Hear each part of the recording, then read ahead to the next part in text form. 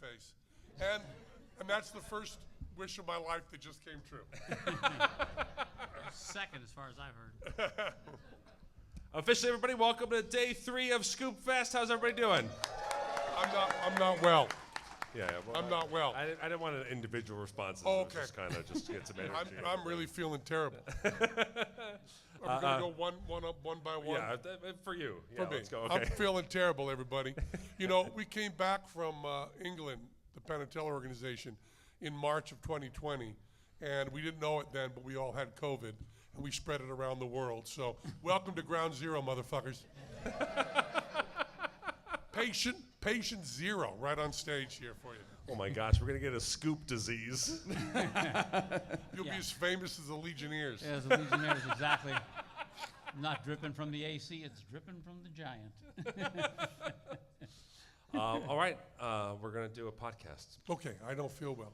Okay, Penn is not well. Okay. Goudeau, you're doing the intro. Thanks for telling me. Yeah. Do we have music? We do. Wow. What an outfit. I don't know where any of this came from. Anybody knows? Here we go! Brothers, sisters, and siblings, welcome to Penn Sunday School, starring Penn Jillette. My name is Michael Goudeau, Matt Donnelly, Reddi Rich. Other people, please just follow this. Jacob, but they're not normally in our podcast. What's going on? Here he is preaching love. Are you ready to preach in love? Mr. Penn Jillette. Nice catch. Very nice catch. Here we are preaching love. I couldn't believe when I pulled up the marquee out front on the Orleans, because I knew that the marquee was going to be astonishing, but fireworks? Yeah. Really? Yeah. I know. I mean, every car that drove by, there was a huge report. I mean, if there's an organization that went out of their way to make sure that we felt awesome this year, it's the Orleans. Yeah. You know, I was walking up here and I saw people in bathrobes with fezzes. Yes. And I went, was this some like asshole Masons or something? I really thought. That was the original name. Yeah. Then as I got closer, I went, oh yeah, that's where I'm going. So, did you say brought to you by Masterclass? Brought to you by Masterclass. Yeah. And you can go to masterclass.com/. Penn. And you can get lifelong learning there at Masterclass. So I've been away a long time. Yeah, this was a if you were healthy, this was a big ask to get you to come back to Scoopfest. Yeah. You literally just got back. Because last from time I fucking hated it. But this time I'm sick enough that it's all just a blur. If any of you saw the amount of Robitussin I take at night, you would do an intervention. There'd be all of you sitting down and saying, Penn, we all love you very much, and you have a problem. And I'd say, don't take my tussin, motherfuckers. But I can take Robitussin and just pass out at night. Okay. Yeah. But what I did today was I took a steam, and then that cleared out my nasal passages for a little while. So we'll probably see them filling up as we speak. Oh, a special treat. Keep an eye out, everyone. Very exciting. Yeah, this is. I went to Spain on the 3rd or 4th. I think I traveled over the 3rd or 4th. Okay. I stayed in Spain until the 9th. Then I flew to Britain, and then from the instant I landed, I had a sore throat, and that developed, and then that was miserable. But then Glenn, Laura, Nate, and Teller all caught it, and then I was a little happier. Because I really, if you want to know how bad a person I am, do you want to know how bad a person I am? I do. Okay. Well, I'm not Johnny Carson. That's how bad I am. When I'm staying in a hotel, and this has happened twice, not a lot, and I've been on out facing a street in my room, and at 7:30, construction starts right outside and wakes me up after I went to bed at 3. I'm really miserable until I realized that Teller was in the floor below me. And then I actually fell asleep laughing. because Teller does not sleep well, and any sort of noise, like he has to be moved away from elevators and shit. Oh, wow. Like an ice machine will keep him up. And so when I knew there was construction that he was a little closer to than I was just thrilled. So when Teller started running a fever and hardly being able to stand up, my dick was so hard. It was just fabulous. Just did it for you. What's that? Just did it for you. Yeah. Yeah. I really like I really like suffering of other people. Wait, well, go back. What happened in Spain? How'd you do in Spain? I did very well. Thank you so much. This is a hot chocolate. Yes. Might be a really hot chocolate. Careful. It's good. This is a remarkable thing, and not for anybody here. All of you probably got here by yourselves, right? Yeah. Well, I don't get anywhere by myself.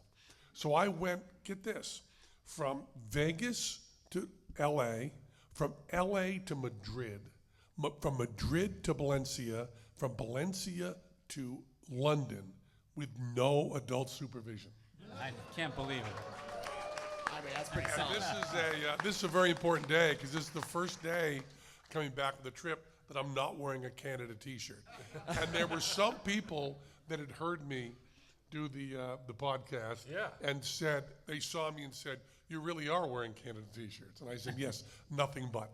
But now I'm wearing this T-shirt. Does any of you know why this is the greatest T-shirt in the world? Pipco. Pipco. I don't. None of you? No. Anybody here? I thought I was gonna say Pico. Nobody knows Pipco?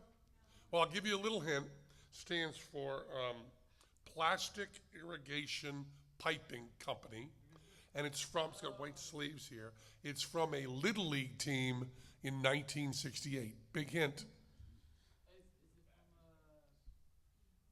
Well, we have guesses from the audience. What is it? Say it. What's that? No. It's 1968. There was a Little League team.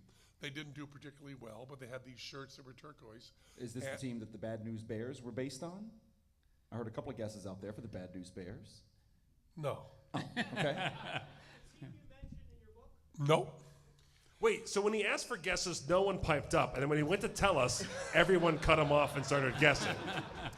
On the back cover of Lumpy Gravy by Frank Zappa, he's wearing this T-shirt, or a T-shirt like this. But this is where the story is going. It's, I think, might be a little interesting. So they took a picture. Before you tell the story, would anyone else like to tell it? I was at a restaurant. Back of a Zap album? Yeah. Oh, Lumpy Gravy. got it. And we took a picture of me wearing this T-shirt, and we sent it to Moon Zappa, and asked her who wore it better. And in the best one-upmanship I've ever heard, she said, "I did," because she has the one her dad was wearing. Oh, that is nice. Anyway, so I saw Juan. Juan came out, which was amazing. Wow. They thought there was no chance of me seeing Juan, and Juan Temeriz showed up at a restaurant, and we talked. Now, here's the problem. Jandro was saying you're going to do full immersion, right? But I was in Madrid, which more people speak English in Madrid than in Kentucky. By a lot. And I would say, "Hola," and they would say, "Oh, where are you from in the States?" Yeah. And I also, my GPS went out. My cellular service went out in Madrid. So I had no GPS. So I went to an Apple store and I made an appointment, all in Spanish. Nice. Ooh. And I Tiene de said manzana. I needed, my phone was broken. And after 10 or 15 minutes of speaking Spanish, the woman said, "Let me get an American over here." They sent someone over. But I was there without any GPS. So I went to the Apple store. You're going to think there's some exaggeration here. And boy, do I wish it were true. There's no exaggeration. I went to the Apple store, which was less than a half mile away. It took me 2 hours to get back. I never had any idea where I was. Never the slightest idea.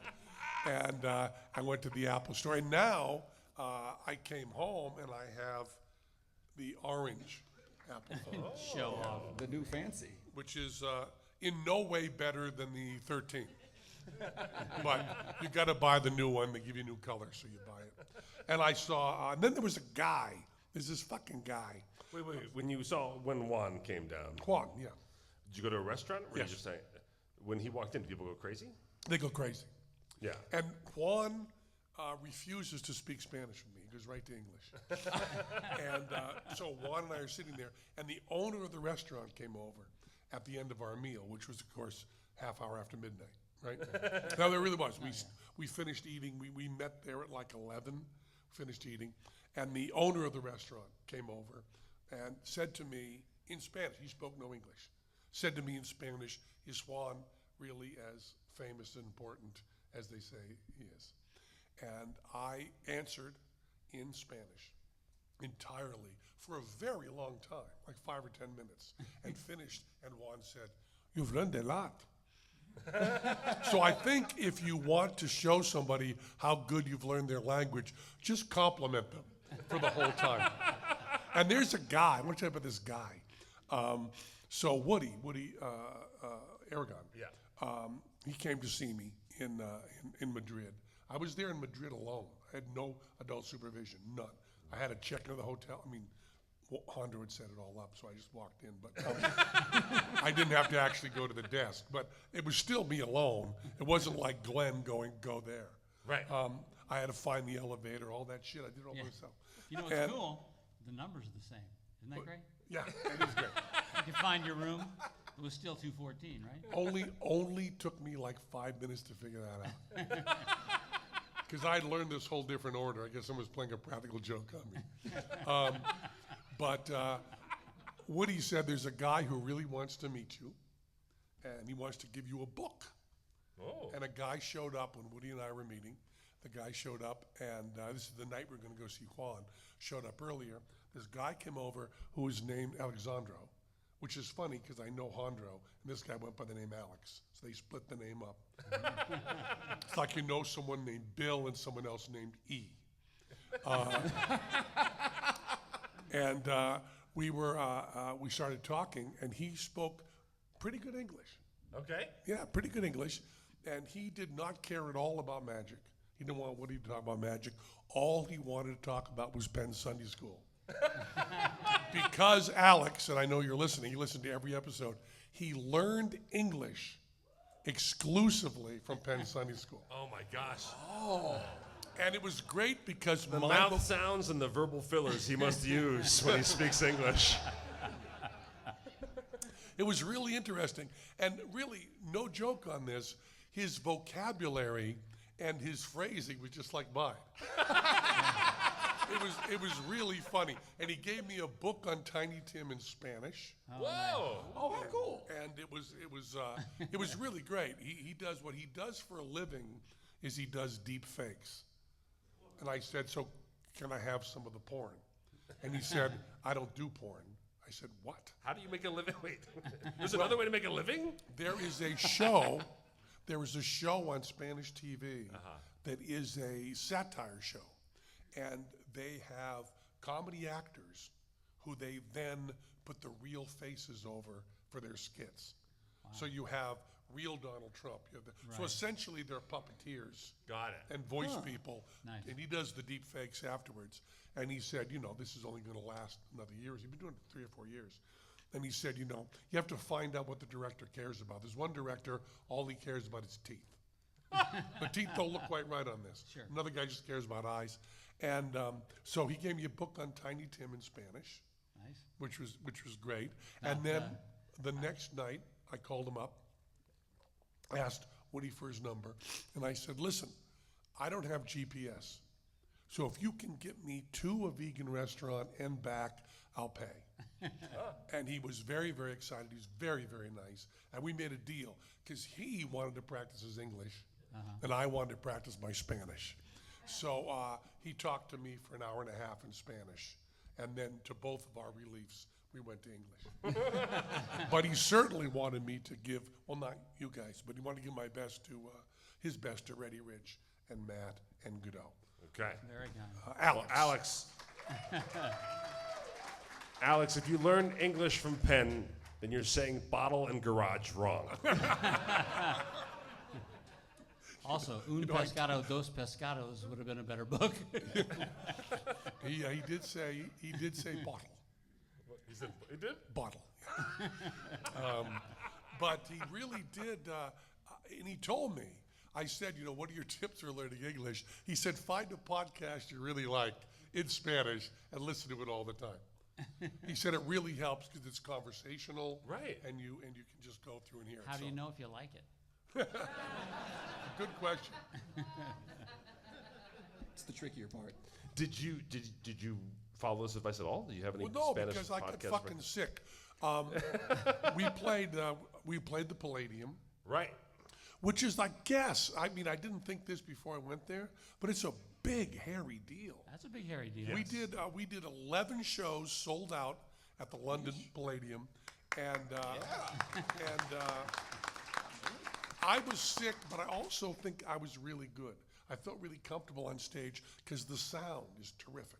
You just sound great. You sound powerful. Oh, yeah, that nice old London Palladium. It's all just bouncing right Yeah, back to you. it bounces Beautiful. back, but in a nice warm way. Right. It's really beautiful. So you don't need monitors. There's nothing blasting at you. You're in a room, and it seats, I don't know, 2,500 or something, and it feels really intimate because they're really stacked. I mean, they have really big tits.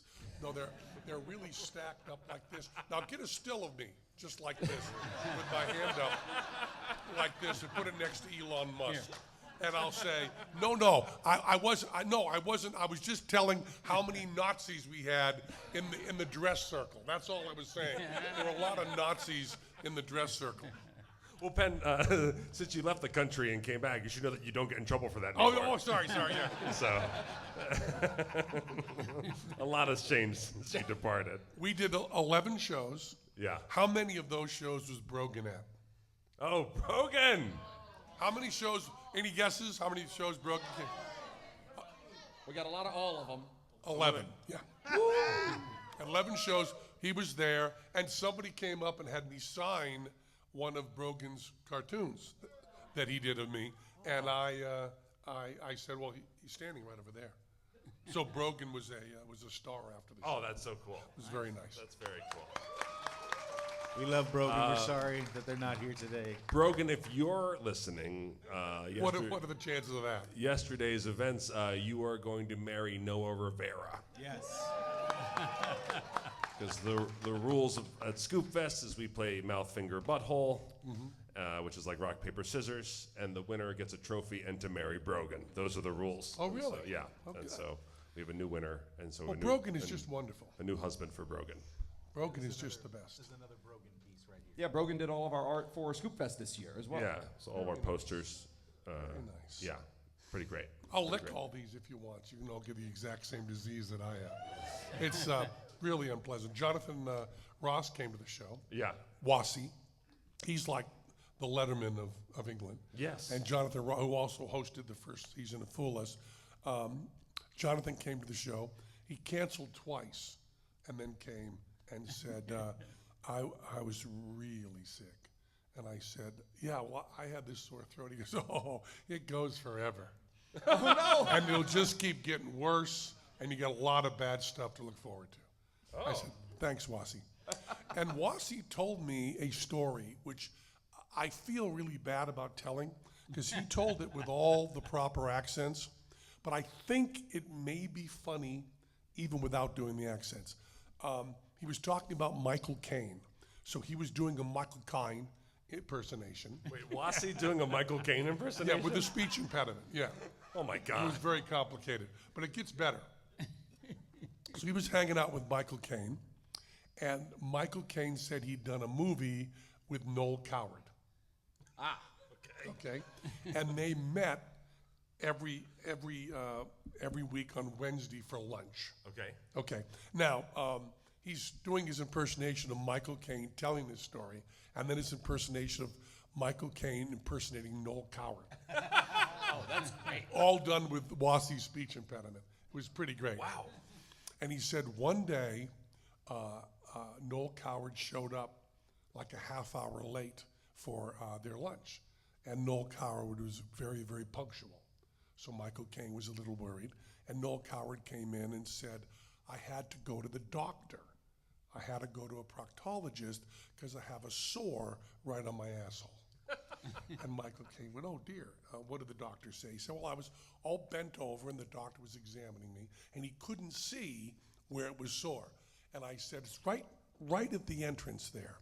And the doctor said, you know, Noel, in my profession, we see that as an exit.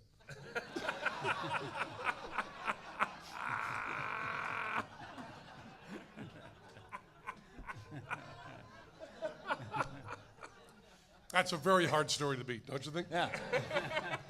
But I'll tell you how it's beatable. Okay. If you can do Michael Caine do Jonathan Ross doing Michael Caine doing Noel Coward, it's really something. I can't. I don't have a Jonathan Ross in my pocket. So You don't. Do you have a Noel Coward? I could fake one. I think I've got a little bit of a Michael Caine, but no, Okay. great Yeah. one. It's there. How's your but Noel it's not- Coward? I would suppose it's also just sort of, very proper and British, and I make farces. And that's why I went to the proctologist? Yes, because I was farcing very strangely. Every time I farced, it really hurt. So I need to do something about this because I make my living making farces. There you go. Michael I- Caine. That was the most gentle series of fart jokes I've ever heard. I'm a gentleman. Perfect. Entrance, not an exit. So I did almost nothing in England. I stayed sitting on the couch all day. Oh man. Miserable. And then went in and sparkled, damn it. Once I hit the stage, I sparkled. I was effervescent. I exploded onto the stage.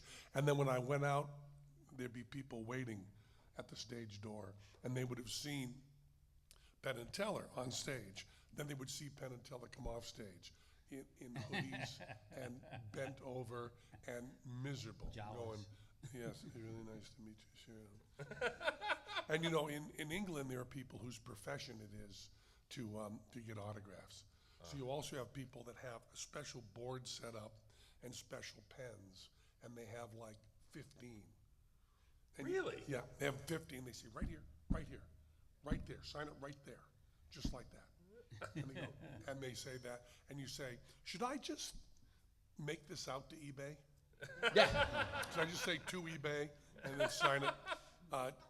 This That's is, uncomfortable.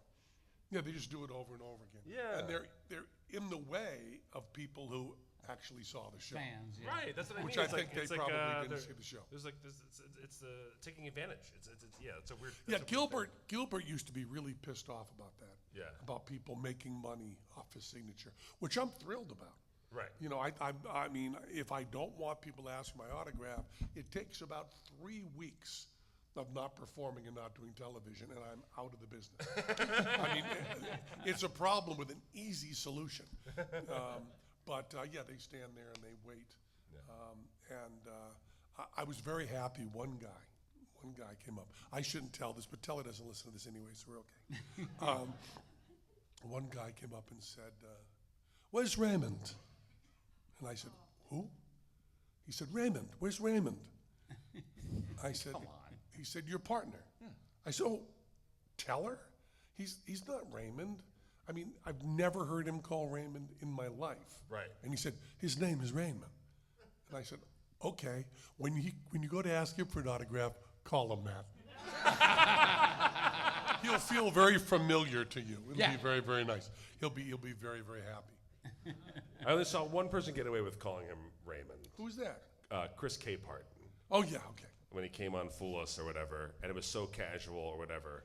You guys were so excited to see him. He came out on stage, and you guys go way back to Philadelphia. Yeah, Philadelphia streets. And so he said, Teller complimented his shoes, and he's like, "Thanks, Raymond." and I looked at Teller like, and then Teller's like, "It's fine." And I was like, "Oh my God, he did it!"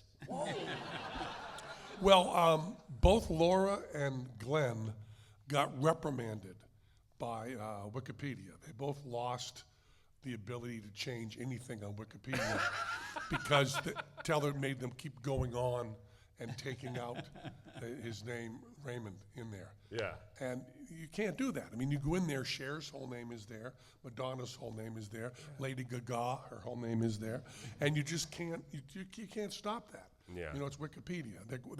They want to get most everything wrong, but a few things they really care about.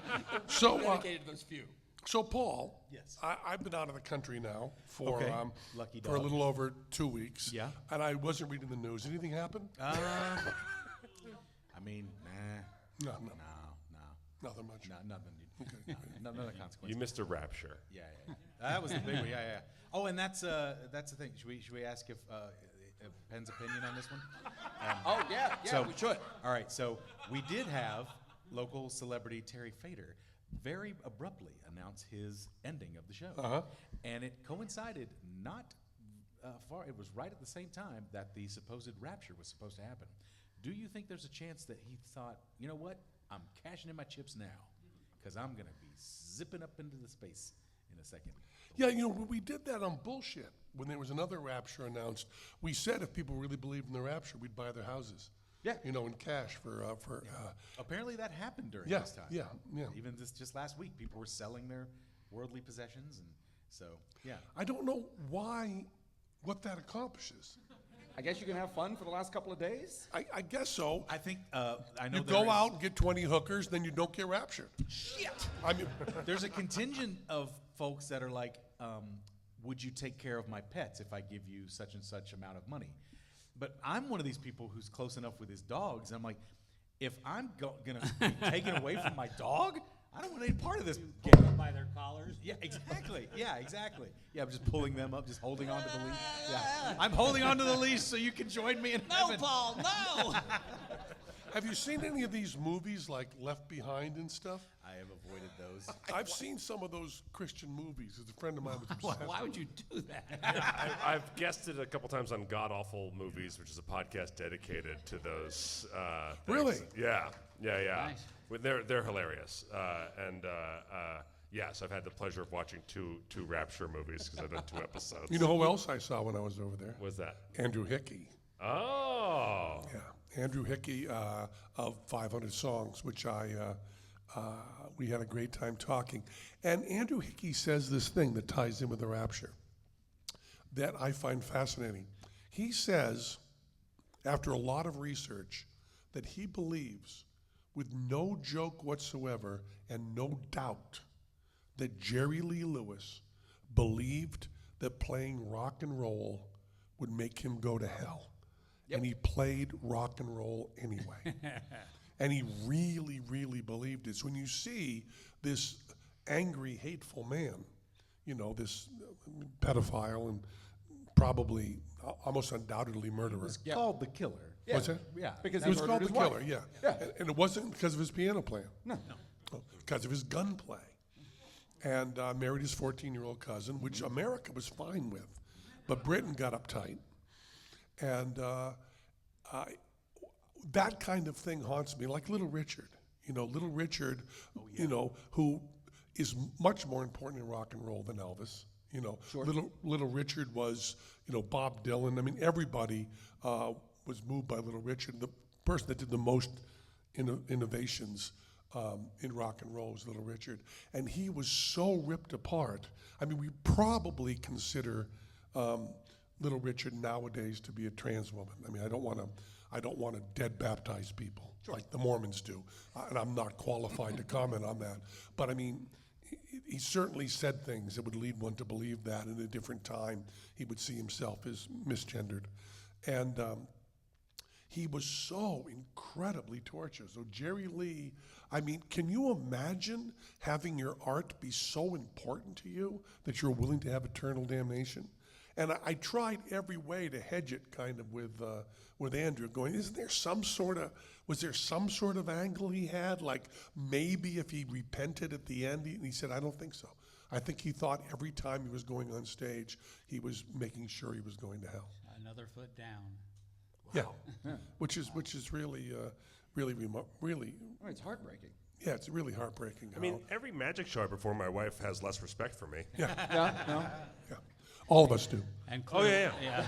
That's true. That's All true. the jugglers are going to hell anyway. So. Well, you know, I was on the Hollywood Squares. Keep it down. And in the Hollywood Squares, in that tic tac and toe, Yes. were Martin Mull, Gilbert Gottfried, Yeah. Penn and Teller, and Little Richard. And Little Richard was right here, and Gilbert Gottfried was below me. So there was a lot of crazy in my immediate area. And Martin Mull was the center square. So Martin Mull, I don't know who the other people were, it doesn't matter. So Martin Mull, Gilbert, and I are all there sitting in our little chairs, and Tom does the question for somebody in the chair. And the question was about the movie The African Queen. With Little Richard sitting here.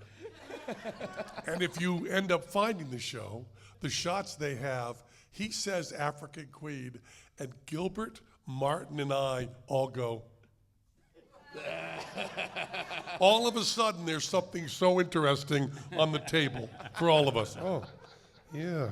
Oh, that's interesting. It's not a built-in piece of felt, but it's just kind of laid over the top of it here. Is that question done yet? Because it hangs down behind here, but there's still room for my knees, and it doesn't seem to buckle the top that much. But yeah, Little Richard is the undisputable how important he was to rock and roll. Yeah. And I will tell you another story. I'm in the Palladium, the London fucking Palladium, okay? Yeah. Where Charlie Chaplin, Houdini, Judy Garland, Liza Minnelli, The Beatles, The Clash, Talking Heads, Bob Dylan. Why was he that far down? Everybody's played. Sinatra, Dean Martin. Everybody's played the London Palladium. Everybody. So I'm sitting in my dressing room, which I did not get the star dressing room, Georgie, you bitch. Teller had the star dressing room. Yeah, Teller had the really fancy dressing room. I had the next dressing room. But it was still one of the I stars. almost was going to do a callback to his former name. Yeah. And I stopped myself just because there's this 1% chance he'd have heard it, and then I'd be dead to him. Yeah, he would. You'd have to do Piff's prayer. Yeah. You know, please God, don't ever let me know what Teller really thinks of me. So I'm in a very nice dressing room. It's just not the one that the woman who played Evita had Right. the week before. It was the other one. And I walk in, I'm sitting on the couch, and there was a picture of someone who has played the London Palladium behind me. I did not know who it was. It was taken from the back, playing guitar with the audience out there. Oh. I did not know who it was. No idea who it was. Now, most people who played the Palladium, I mean, you can think of who they are. You know their names, right? You might not be able to name all four Beatles, but, you would know that the Beatles played the London Palladium. Because that's the famous thing where he looked up into the box with the Queen and said, you people down here applaud, you in the box just rattle your jewelry. That's where John said that, which is not particularly witty, but we think it is because we wanted to pretend there was a smart Beatle. So I got this picture, and I said to our press agent, who's the same press agent as the Stones, not important. I said, who the fuck is that? And then Glenn and I both said, beloved Canadian. And the reason we say beloved Canadian is when we play casinos in Canada, you walk along the hall, and there's a picture of everybody that played there, right? And it's like you see Bob Dylan, ZZ Top, Blondie, and then some guy you've never seen, and we just go, beloved Canadian. So we just said beloved Canadian.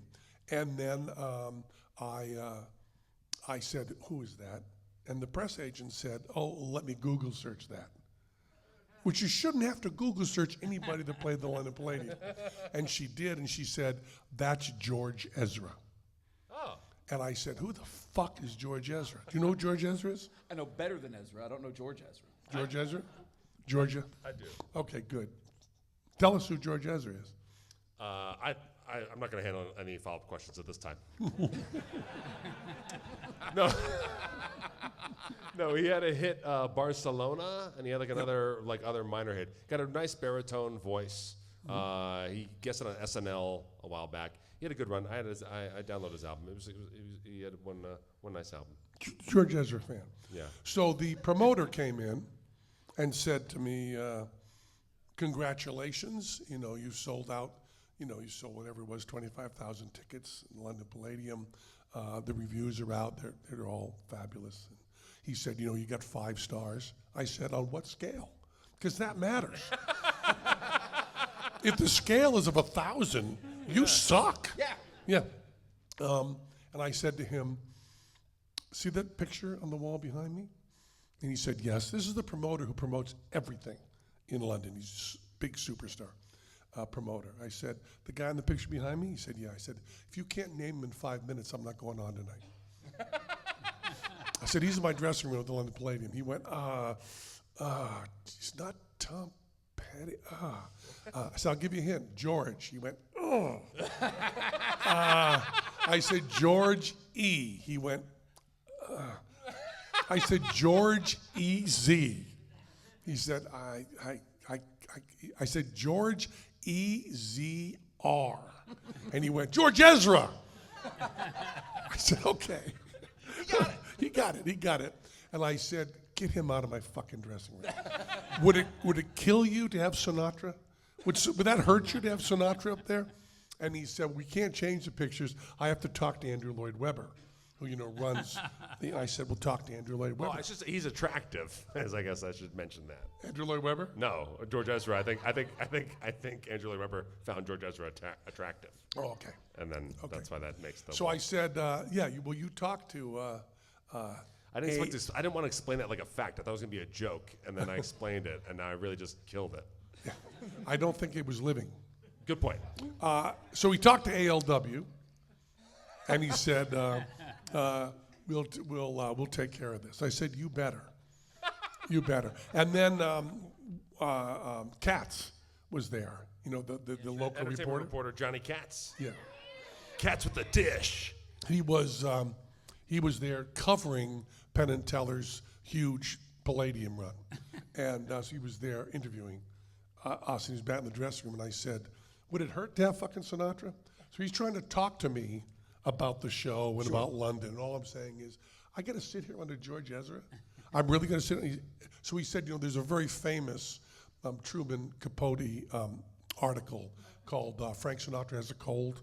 It's one of the most famous, no one recognizes it, one of the most famous pieces on entertainment. Because Truman Capote wrote it, and it's all about Sinatra Has a Cold. And this becomes, of course, a real problem. Although there's no article that says Penn has a cold, and mine is worse than Sinatra's, pussy. So he said, my whole article going to be Penn doesn't like sitting there with George Ezra? Is that going to be the whole article? I said, it should be. So I came in the next night to my dressing room. Now these pictures are screwed to the wall, much like Judy Garland. They're screwed to the wall, and it's all a historic building. You can't change anything, right? Yeah. So I come in the next day, a nice big picture of Mick and Keith, who also played the Palladium several times with the Rolling Stones. Very nice. And I still said, would it hurt you to get Sinatra? But Mick and Keith I was very happy with. Yeah. But George Ezra, I suggest you don't ever mention George Ezra to me. I don't think you should. Oh, never? No. Okay. I'm not pleased with it. But I mean, Mick and Keith replacing George Ezra is not bad. You can't knock it. Should I say a little bit about Masterclass? Yes. Yeah, woo! Masterclass, lifelong learning. Everyone in this room has Masterclass. It's really good. You learn from the best, and by the best I mean Magic is Penn and Teller, and Steve Martin, and it's just I always say the same ones. Ron Howard. Which one are you studying now, there, Matt Donnelly? I'm blanking on her name. Okay. Yeah. Scoopfest week. How about you? We're going to re-mention Chris Hatfield, who sent us his book this week. Oh, good. But it's you just learn a tremendous amount, and it makes you more interesting. So you're not talking about politics, like Paul carried on so much about what's happening politically in the world now. You could say interesting things when you actually learn something. So you can go to masterclass.com/PHT Penn. And you get 50% off. It's a very, very good deal. Lifelong learning. It works on every platform, which is kind of like saying, oh, it's in stereo. Works in every platform. You can do it on your tablet, do it while driving, while exercising, do it while doing almost anything, including like being in a college class. Put on the headphones and really learn something. So I would just say go to masterclass.com/. Almost blew that all by you. Goudeau, you did a good show yesterday with Parkinson's? I don't know, ask them. I paid every one of them. And is the juggling getting It's harder? okay. No way. My dad's in the hospital. Just to make this just more of a sad story. I'm sorry. Goudeau's slowly becoming the best country western song ever written. Yeah. My baby gave me Parkinson's. How's your dog doing? It was raptured.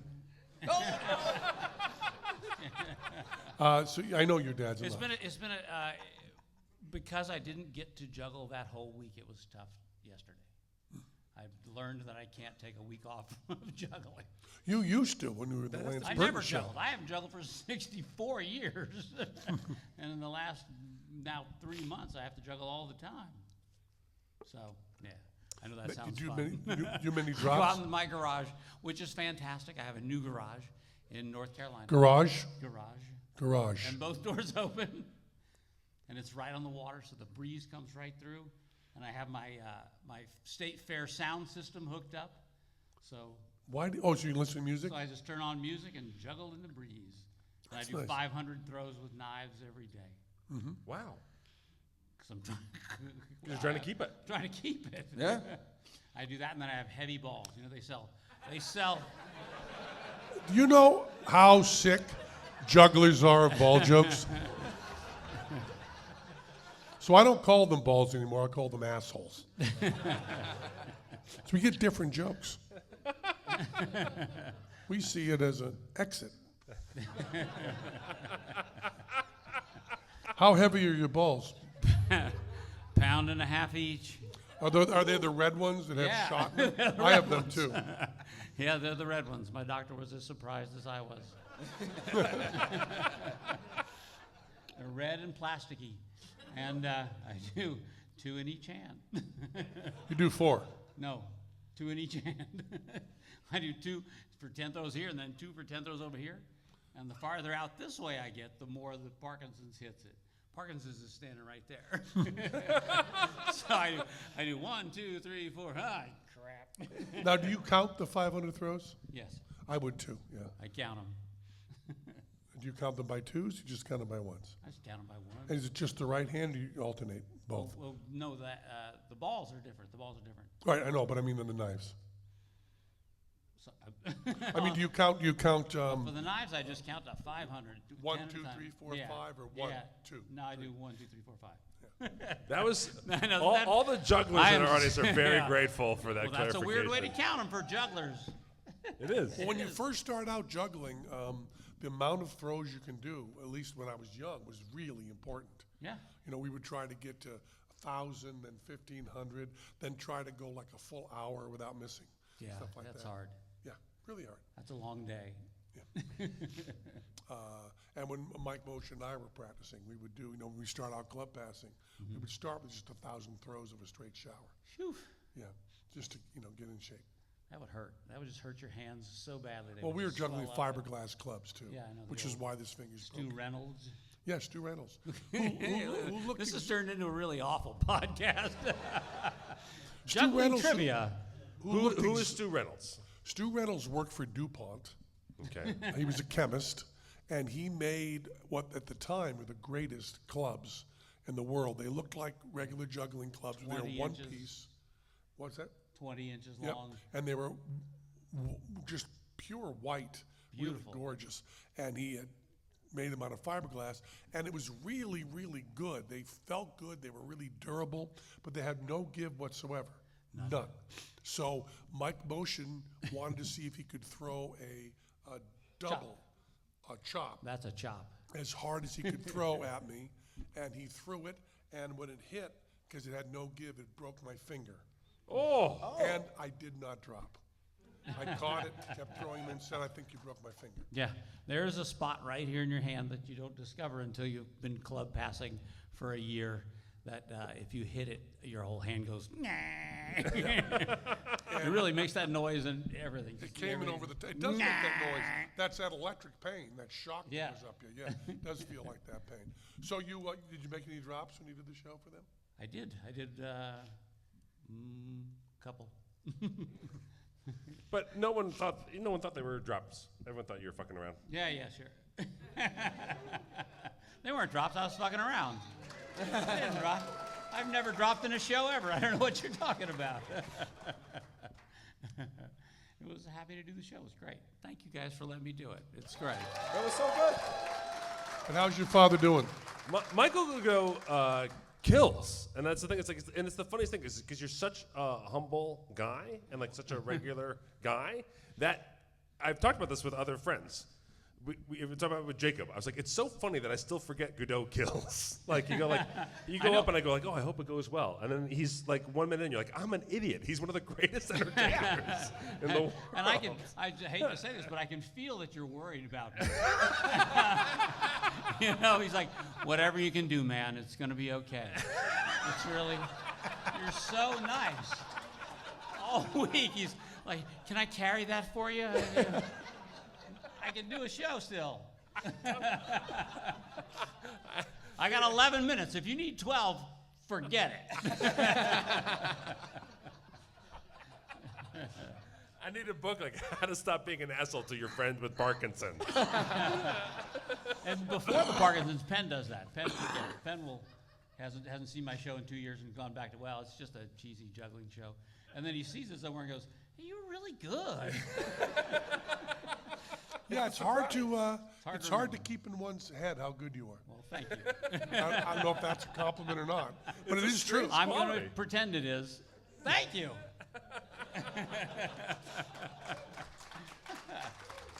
Boy, that worked just like it does for Elvis. Thank you very much. Thank you very much. We did all our press for Piff and Pop's Magic Shop. Oh, that's Awesome. right. Yes. And I did the worst the worst interview of my life was with Stephen Colbert, where I really sucked on the Colbert Report. I was terrible because I The tried. good news is that you're going to win in the long run. Yeah, I tried to do a character and be ironic, and I've never been able to do that. Yes. So I really sucked, and he knew I sucked, and I knew I sucked, and he hated me for sucking. And there's no way to really apologize for sucking properly. You can't say, "I'm sorry, I wasn't good on your show." I mean, I actually said that. Right. You know? And I sent him flowers the next day, going, "Sorry, I was terrible on your show." Right. But you just made a bad choice. I mean, it might have been great. I made a very bad choice if I just gone out, because it turns out that all the skills I've developed are just in being me. Right. And if I try to change even 2 degrees, I go instantly into suck. So That was also, for people who don't know, that was also when Colbert was doing his character. right. So I tried It to was be in Colbert character too. Report, yeah. Colbert Report, and a lot of people had very terrible interviews on that show. It was very hard to be Is that interviewed true? by- Yes. Oh, yeah. Oh, really? Oh, yeah. It was I famous. wasn't the only one. No, it was famous for guests did not like going on that show. Many It people got did not hard know how to book play after it. a while. Oh, it was terrible, because I thought he's in character, I'll be in character too. Right. And he's really good at it, and I'm really not. So it was, I mean, really, the worst experience I've had in show business. And I've worked in boys detention for murderers. And I worked during a race riot in Philadelphia. So I've had some bad shows.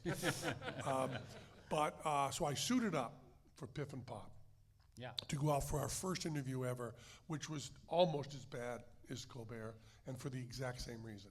Sure. I said to, Piff said, we're going to do this, we'll just be Piff and Pop doing Magic Shop.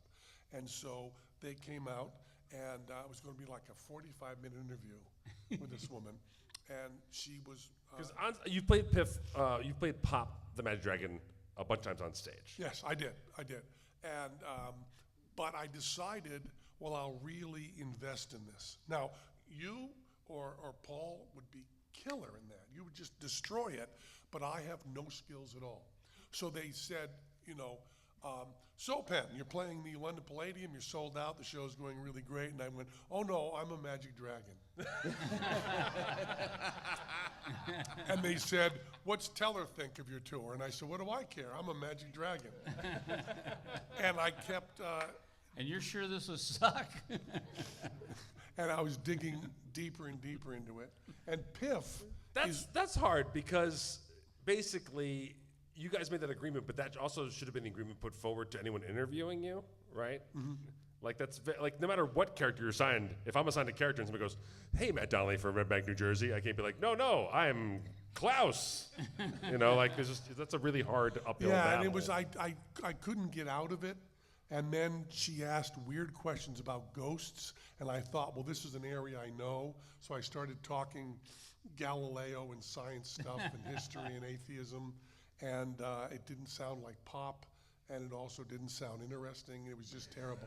So the next day, we had to do a bunch more interviews, and Piff said something that I think seems obvious now, but it was really non-intuitive. Piff said to me, I told him when I came back, I said I sucked and I ruined that. And it was edited and you can't tell. It was edited and it came out fine. And everybody was very kind to me. But I just sat there in my dragon suit pouting, saying, boy, did I suck. It was terrible. And Piff had to console me and it was just unpleasant. So the next day, Piff just says this thing that is brilliant, but seems obvious. He said, when we go out today, you are Penn in a Magic Dragon suit, and I'm a Magic Dragon. There we go. And it was really good. Oh, good. They would say to me, so you're Pop the Magic Dragon. I go, no, I'm Penn, and I'm just wearing a dragon suit. Don't get too near me, Piff. Piff, how bad was I that first day? Ladies and gentlemen, Piff the Magic Dragon. Were you waiting until somebody on stage said Piff is brilliant to make an entrance? Yep. First of all, a couple of corrections. You weren't awful on the first day. You just weren't as good as you were on the second day. Oh, you're so kind, Piff. Thank you. Secondly, that incredible idea was Glenn's. But it was really great because they would say to me, and I just say I'm Penn in a dragon suit, and they'd say, so Piff, you're wearing a dragon suit too? And he'd go, no, I'm a Magic Dragon. Yeah, it was because, Mr. Piffles has always been a dog in a dragon outfit. Yeah. So, and then the most important thing you haven't spoken about is that first interview where we lost an hour of our precious lives. Mm-hmm. The resulting media did not feature us. Well, actually, there was one article that did. Then she did another article that was astonishing. You want to tell about it? Because it's, first of all, she did an article on interviewing Piff and Pop where neither Piff nor Pop were mentioned. Isn't that correct? Yeah. Yeah. She said she was talking to Penn Jillette and a ghost. That was buried. That was buried. That was buried. It was like she buried the lead. It was like 7 graphs in. She said she was talking to Penn Jillette when she experienced the ghost of this dick whose ashes are underneath A the dead blade. comedian called Bruce Forsyth, whose catchphrase is, nice to see you, to see you. Well, he's dead, so I guess he's not such a catchphrase anymore. But We can do it again, Piff. You just all say nice. Go ahead, do it again. nice Piff. to see you, to see you. Nice! That's why he would, but again, he's dead, and maybe that's why. So this article the headline was, Bruce Forsyth was talking to me when I was at the Palladium, and it was mostly about Bruce Forsyth, who that was, and who she was, and how he was talking to her. And yeah, like paragraph 7, it says, I was just trying to listen to Penn Jillette and Piff the Magic Dragon, and it doesn't say the reason why she was trying to talk to us. I flew to London for this interview. Yeah. I traveled halfway across the world just to be ignored because the ghosts of Bruce Forsyth. And she kept saying to us, you must believe in ghosts, right? This is the most haunted theatre in London. And you said, you know what you said? I said it is the most haunted because it's equally haunted to every other one because they're not haunted at all. Right. It's also the least haunted. It's also the least haunted. It's the most and it's the least. But yeah, once we found Glenn's angle, and then I claimed it as my own idea. Then it was easier the second day, and it's still the most fun thing I do. It is a blast. And then, people were wicked excited after the show. People that came to get autographs were going, we'll see you in September for Piff and Pop's Magic Shop. And Woody's flying in and Hondro's flying in, and all these people are coming over to see it. It's really great. Well, it's rare that I get to play the UK. Yeah. And that's definitely why they're flying in. End of discussion. And it also sold. It's sold great. You know that? Yeah. The on sale's gone great. It's sold great? Yeah, it sold really well. It's a year out. Who's buying tickets now? That's the crazy part. Oh, But good. it's like very, very well sold already. A year ahead. And Stop being so surprised. How many people want to see Piff and Pop show? Well, my son said, are you going to, I will fly to England to see Piff and Pop's Magic Shop because I love Piff and Pop and I hate England. So can I fly over like on a Thursday night, see you on a Friday night and fly back on Saturday? I said, sure. He said, I don't want to see any of England. I just want to see Piff and Pop's Magic Shop. And I said, we might. And I don't know, is this true? We've never talked about this. Are we going to do some shows in the States before to warm up? Yeah. Yeah, we are. We're going to do 52 states, 8 shows a state. Breaking news. Eat shit, Johnny Cats. Let's go. Where are we going to do them? The arena, the Orleans Arena. Hold on. Penn seemed very upset that I told Johnny Cats to eat shit. I'm so sorry. Okay, no, you said Johnny Katz. Yeah. Yes. I thought you said Johnny Cash. And I was very confused why you had a beef with Johnny Cash. Because this theater is haunted by the ghost of Johnny Cash. Yeah. And the title of this podcast is That All I Day can I hear Spoke is, to I shot a man in Reno Right. just to watch him die. Shot a man in Reno just to watch him. See, that's a That's his catchphrase we know. catchphrase.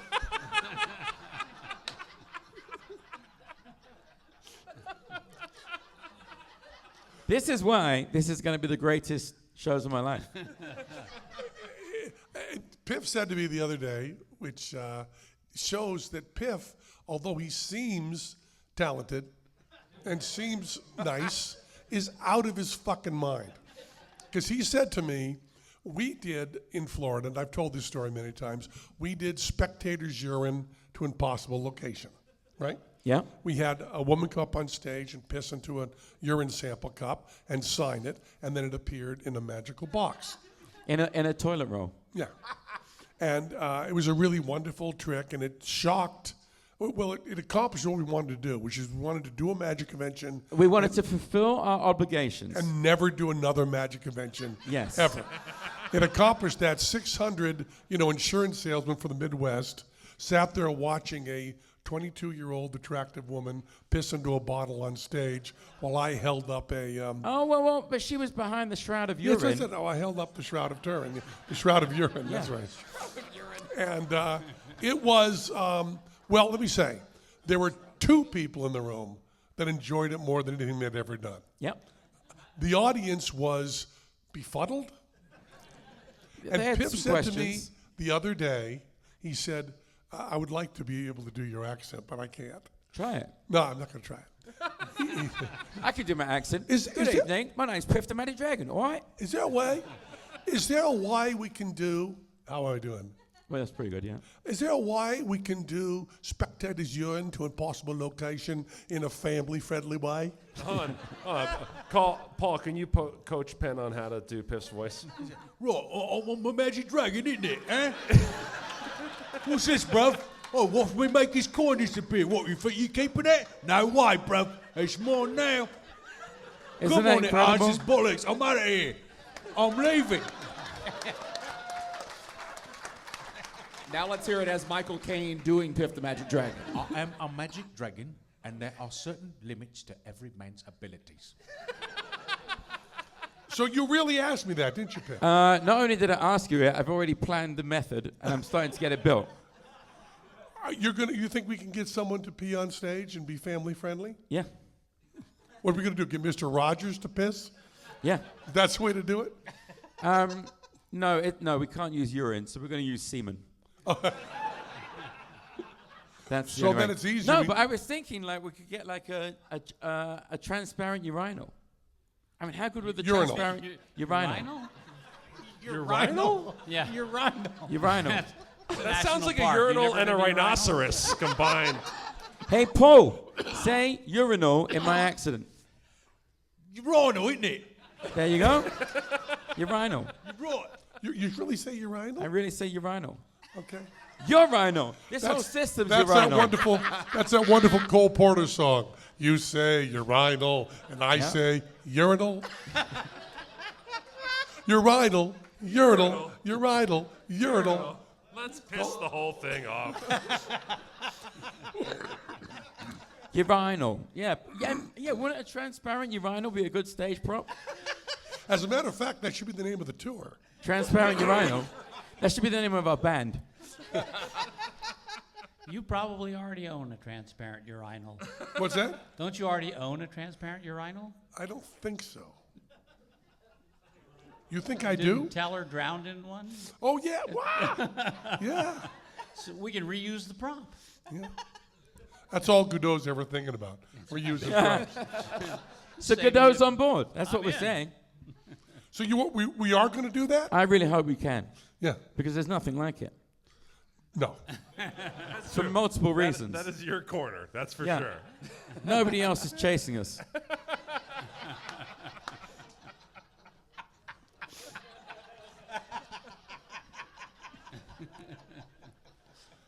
So we also, people were asking me, is the show going to be good? And I would say yes.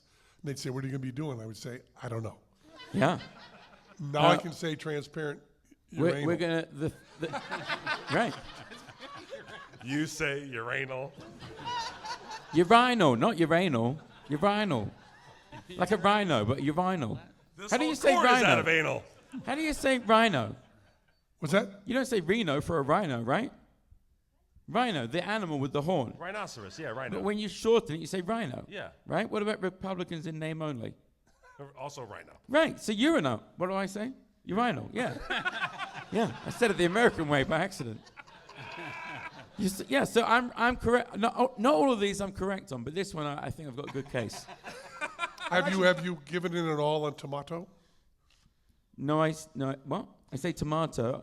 I stick to my words as much as I can. I know. When you go through the drive-through, you sit there at Fatburger saying tomato. No tomato. No I say tomato. no tomato, and they say what? And I say no tomato, and they say what? And I say no tomato, and they say what? And I say no tomato, and they say what? And I say no, and I've just kept doing that for minutes. There are other words I could use to explain my situation, but I don't. But you got to be careful with that. If you're in the In-N-Out drive-thru and you keep saying no tomato, no tomato, no tomato, they're going to go, oh, the rapture's coming again? Why don't you tell us how an English person says tomato? Right, it's a tomato, isn't it? Yeah, it's a tomato. Right, it's a vegetable, but it's actually a fruit, Gov. Don't get it twisted. They mislabel it, is what they do. They're trying to confuse the whole issue. Here's another one for you. All right. You ready? Coconut water. How do you say that? Milk. Yeah. I ask for coconut water, and I get Coke and a water. Multiple times.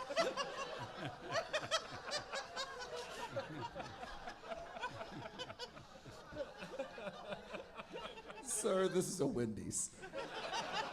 Anyway, I was just coming out to address some issues. Thank you. Piff the Magic Dragon.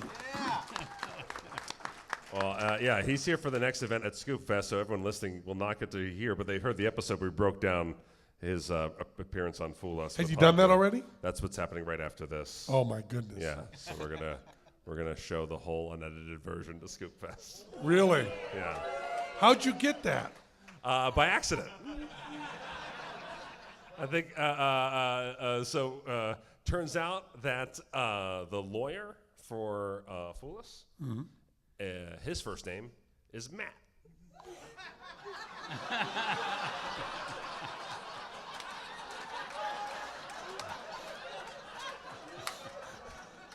So after that crazy performance, That's what we're calling it? yeah, Not a nervous breakdown?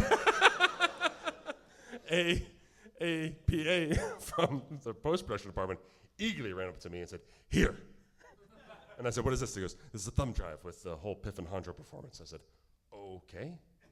I said, "What am I supposed to do with it?" He goes, "I don't know. I was told to get it to Matt right away."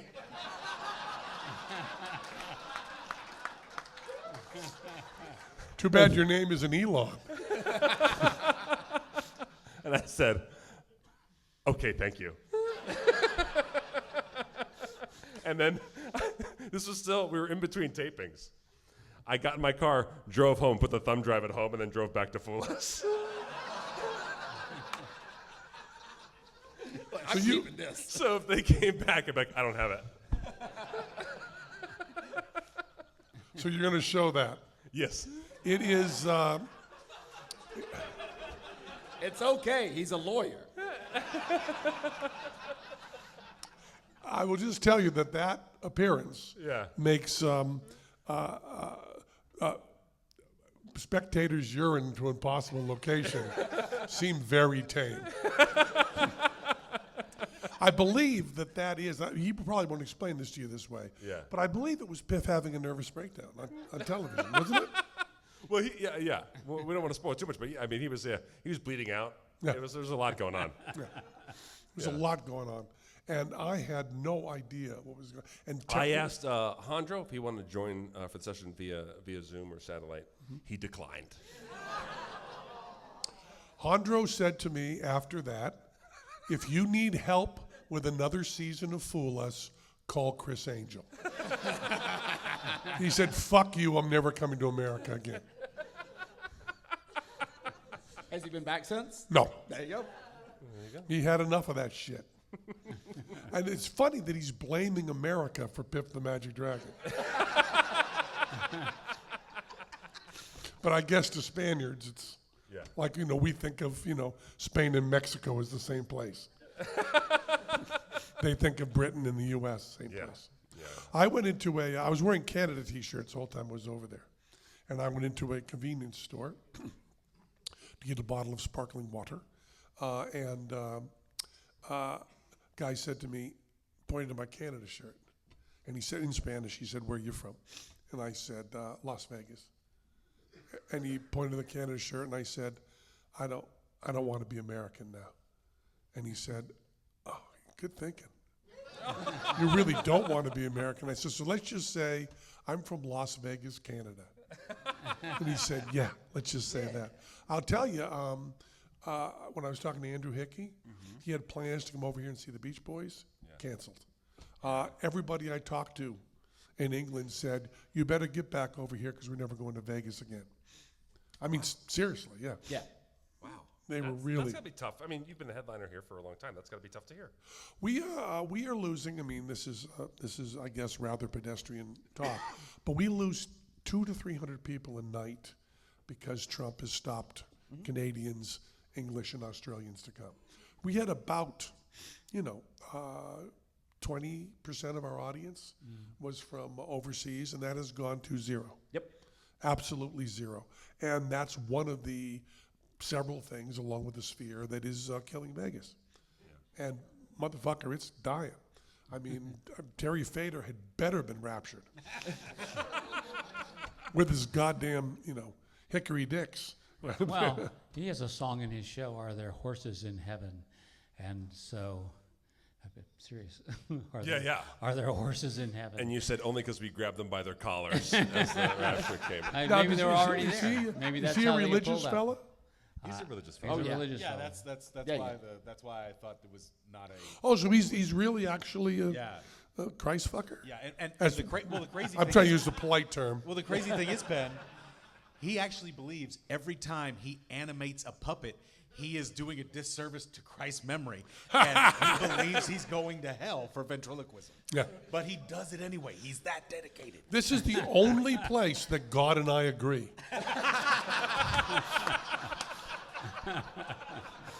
If he had led with that, I would now be a Christian. Ventriloquist gonna burn. Yeah. Now, the modern politics did not stop some people from not from this country from coming here. Anyone here from out of the country? Yeah. Wow. There they are. Get them. Go. Get them. Get them. Go. Sick them. Get them. I saw at least one person too get a real, panic man. look You on made their it face too and start real. looking around. You made it too real, man. You made it too real. That was wicked real. I thought we were in Portland for a moment. Damn it, Donnelly. God damn it. Yeah, they have stories. I don't know any of these personally, but they have stories about people being detained for like a week to come in from Britain. Yeah. 3 weeks. Yeah, 3 weeks. Tell us the story. What is it? We need to get on a microphone if you do it. Come up here. Take Piff's mic. Where are you from? The audience. Where are you from? I'm from beautiful Niagara Falls, Ontario, Canada. Welcome, Slowly, Canadian friend. And you had people, tell us the story. Well, it's in the news regularly about Canadians being detained at the border leading up to this trip. And it was a big deal when the number passed 150 people were currently in detention at various borders. Canadian citizens. Sorry? Canadian citizens. Yes. Wow. And 3 weeks is the average. Ooh. Yes. Well, this is no fun anymore. You got to hand it to. Well, no wonder we're leaving Canadians out of the country. They're downers. That really depressed the fuck out of me. That is my only takeaway from that story too, Penn. That is, I don't know. As I said to many people in England, one of the things that troubles me is that my children don't know that what's happening in the country is impossible. Right. They don't know that. The only thing I hold on to is the fact that what's happening around us is impossible. In my lifetime, this could never happen, and it did, and that puts it way off on the bell curve. But my children, they remember Obama, Right. But this is something that can happen in a country. It's like they are in Spain after Franco, or during Franco, and it's just, I want to just, and I have told them over and over again, this can't happen. Yeah. What you're experiencing can't happen. And, Canadians have always been, it's been a completely porous border. And the only problem we've had is Vietnam draft dodgers being stopped from going to Canada. Is there another time in history we've had trouble with Canadians coming into the U.S.? And I say we, and it makes me sick. They did burn our White House down. Oh, that's, yeah. But who's keeping score? That wasn't you, though, was it? Not me personally, but we celebrate that still regularly. Fourth of July. Why didn't you wait a few hundred years? Why didn't you wait until you burn it down now? I used to live in Stony Creek, Ontario, and in the 1800s, there was famously the Battle of Stony Creek. And that's when the Americans came across the Niagara Peninsula, invading Ontario, and they got as far as Stony Creek, where we had our last stand, and drove them back to over the Niagara River back to New York. I had no idea this event occurred. So, the first June in every year, we celebrate the Battle of Stony Creek. Okay. Well, but Thomas Jefferson really wanted us to take over Canada. I shouldn't say us anymore. Really wanted the United States to fight and take over Canada. That was part of the Manifest Destiny stuff, which might not have been a Thomas Jefferson phrase, but that was the idea. Is this a lozenge? Thank you so much. You think I should have a lozenge? I'm going to have a lozenge. Why don't you talk among yourselves? What year was this Battle of Stony Creek? 1812. Oh, so it's been a minute. Yeah, celebrating the 200th anniversary was a big deal in 2012. Gotcha. Got it. Well, I'm sorry. I don't know if I would speak for anyone else. Sorry, yeah, our bad. Our bad. Me too. Sorry. Guys, you can't sarcastically say Surrey when we're trying to be diplomatic with Canadians. Okay? That's 3 not, weeks? that's not what this is about. 3 You weeks. can't wait and groan. We went over this at the Bucket Show. You can groan right away, but if it takes you a minute and then groan, that doesn't count. You can't post-groan. It's a good lozenge. I'm not going to give you a bad lozenge. I know. It's one thing they always say about you, Paul. The man gives good lozenge. Right, I'm not giving up bad lozenges, is it? Eh? No. Piff? What? Tomato. Give us your name again, pal. My name is Mike. I'm known as Technical Scooport. All right. Thank you, technical support. Thank you, Mike. Thank you, Dennis Boy. Appreciate it, pal. Cheers. Thank you, man. Don't fall on the stairs. But for real, yeah, for all the people who came from another country to be at this really silly seriously, festival, It's touching. that's awesome. It means- Thank you it guys means so a much. lot. That's really great, yeah. It does. You know, you end up, no matter how bad you think things are in the United States, they are worse. Yeah. It's astonishing to me that if you get down to the overall view of it is terrible, and if you get down to a granular level, it's even worse. I mean, people are it's just terrible shit. I mean, honestly, I couldn't believe we've been doing this festival now for like a decade, and I couldn't believe that actually when our listeners reach out, be like, I'm actually hesitant to come. Yeah. And I couldn't wholeheartedly be like, no. Well, I mean, we have all these international listeners here, but I mean, we have many other international listeners that wanted to come, and they chose not to because they didn't feel secure. And it's definitely the least amount of foreigners that we've had come to this festival. Oh, definitely. Yeah. So. On the bright side, he cured autism. Really looking forward to it.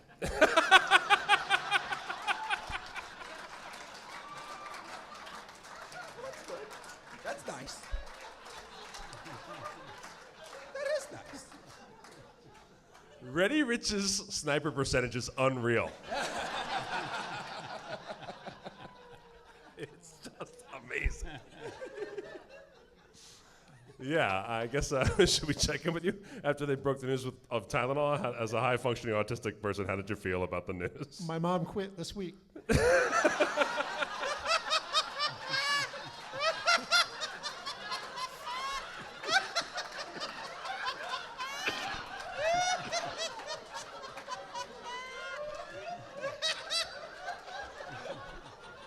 There's no lozenge big enough.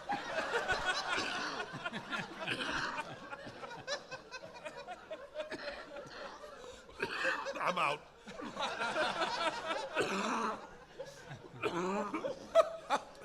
Reddi Rich has killed me. I'm so sorry. This is how I always knew I'd go. I don't know if we can go much further than that anyway. We can Okay. I got nothing left anyway. But thank you, Reddi Rich. He starts a fire and then puts it out. He's one of those firefighter arsonists I've heard about. Well, that was Penn Sunday School.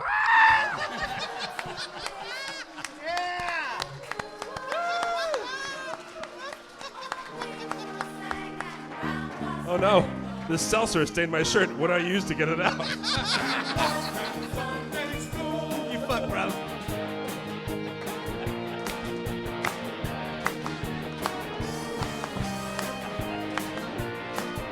Yeah. Cha cha cha. You become naked. Brought to you by Masterclass.com. Masterclass.com/Penn. You know we love you. Hey, Matt Donnelly, anybody to thank? I do. That'll be plugged in later. Yeah. Also do a tag before I go out and say, oh, we'll put this in now, and then you just put it there. That was Penn Sunday School, brought to you by masterclass.com/Penn. We can get 50% off right now on lifelong learning. Man, is my dick wet.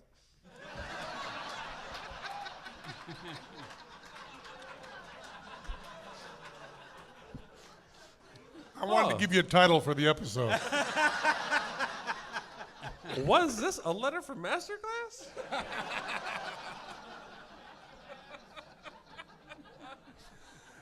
Give it up for Michael Goudeau. Thank you, guys. Reddi Rich. And of course, thank you, Penn Jillette. Thank you so much for being here.